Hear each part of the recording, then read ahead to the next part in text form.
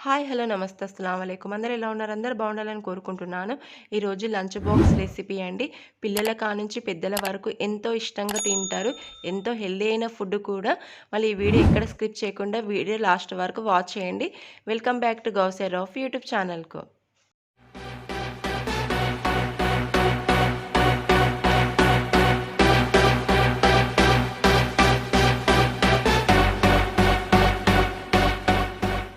Gas on చేసుకొని కడాయి పెట్టుకొని కడాయి హీట్ అయిన తర్వాత 2 టేబుల్ స్పూన్ నిండా ఆయిల్ యాడ్ చేసుకోవాలి. ఆయిల్ హీట్ అయిన తర్వాత హాఫ్ టీ స్పూన్ సాజీర, 2 లవంగాలు, ఒక చిన్న దాల్చిన చెక్క యాడ్ చేసుకోవాలి. బీట్రూట్ ఇట్లా పొడుగుగా సన్నగా కట్ చేసుకున్నది అందులో వేసేసుకోవాలి. పొటాటో కూడా అదే విధంగా కట్ చేసుకున్నాను. కీర పైన పొట్టు తీసుకోకుండా ఇలాగ సన్నగా పొడుగుగా కట్ చేసుకోవాలి. అది కూడా అందులో వేసేసుకోవాలి. క్యారెట్ కూడా అందులో వేసేసుకోవాలి.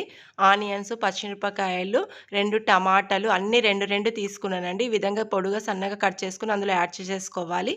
ఉప్పు రుచికి తగినంత, చిటికెడు పసుపు, హాఫ్ టీ స్పూన్ కారం వేసుకోవాలి. కారం కూడా మీ రుచికి తగినంత తీసుకోండి. ఒకసారి మొత్తం కలిపేసుకొని మూత పెట్టేసుకొని 6, 7 నిమిషాల పాటు సిమ్‌లో బాగా మగ్గనివ్వాలి.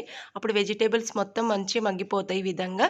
ఇప్పుడు మూత తీసేసుకొని 6 నిమిషాల తర్వాత half teaspoon garam masala add చేసుకొని ఒకసారి మొత్తం కలిపేసుకుందాము.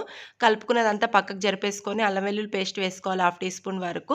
ముందే వేసుకుంటే మొత్తం కలర్ చేంజ్ అయిపోతుందండి. ఇవన్నీ మెత్తగా ఉడికే వరకు అలా కలుపుకుంటూ హై ఫ్లేమ్‌లో కలుపుకుంటూ పచ్చివాసన పోయిన తర్వాత మొత్తం వెజిటబుల్ మొత్తం ఒకసారి మొత్తం కలిపేసుకోవాలి. ముందుగా రెడీ చేసి పట్టుకున్న రైస్ ఉంటుంది కదా! అది కూడా అందులో యాడ్ చేసేసుకోవాలి. రైస్ ఉడికేటప్పుడు కొంచెం హాఫ్ టీ స్పూన్ నిండా ఆయిల్ యాడ్ చేసుకోండి. అప్పుడు విడివిడిగా మంచిగా వస్తుంది రైస్ మొత్తము.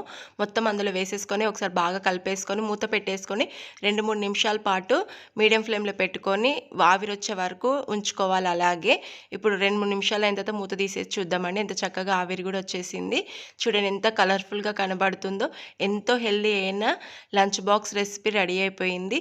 ఈ రైస్ మనం అలాగైనా తినేయొచ్చు. రైతా కలుపుకొనైనా తినేయొచ్చు. ఇలా తిన్నా కూడా చాలా బావుంటుంది. చాలా హెల్తీ ఫుడ్ అండి.